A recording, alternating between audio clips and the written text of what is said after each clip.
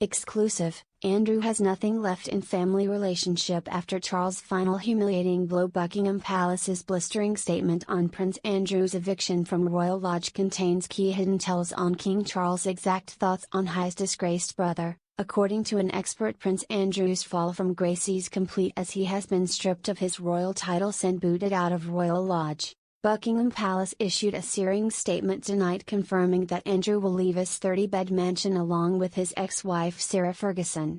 Andrew is expected to move into a property on the Sandringham estate, but it is understood that Fergie will not be joining him. She has been told to find her own accommodation arrangements. A full statement from the palace tonight read: His Majesty has today initiated a formal process to remove the style, titles and honours of Prince Andrew. Prince Andrew will now be known as Andrew Mountbatten Windsor. His lease on Royal Lodge has, to date, provided him with legal protection to continue in residence.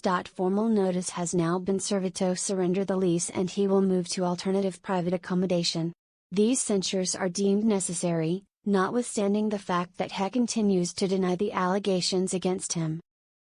Their Majesties wish to make clear that their thoughts and utmost sympathies have been, and will remain with, the victims and survivors of any and all forms of abuse. And now an expert has warned that the unprecedented language used by the palace indicates Andrew has nothing left to cling onto in the royal family after King Charles' bombshell decision.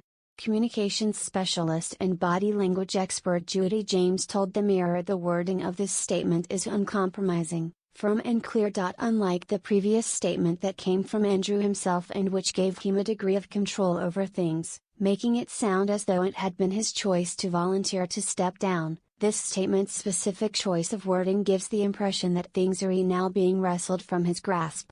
Formal notice has now been served. Are words that do not imply choice or negotiation or agreement. The choice or wording provokes a mental image that this might have come as a shock to Andrew himself. The word surrender and to surrender the lease implies the same idea of someone being instructed, not making a choice. Delving into the language used, the expert continued, these censures are deemed necessary. Are words that have no air of family or sibling fondness. But that tone of emotional disassociation is set at the very start of the statement when we are told, His Majesty has today initiated a formal process. There are no words in this statement to hint or implied here will be anything left in terms of a family relationship now. It is understood that the reason Andrew has had his titles revoked and has been told to leave Royal Lodge was down to his serious lapses in judgment. Earlier this month, it emerged that the ex-Duke lied about exactly when he cut ties with billionaire pedophile Jeffrey Epstein, with leaked emails showing he continued correspondence after he claimed to have stopped contact. Virginia Giuffre, a victim of Epstein's who tragically died by suicide earlier this year, accused Andrew of sexually abusing her 3 times as a teenager, claims he strongly denies.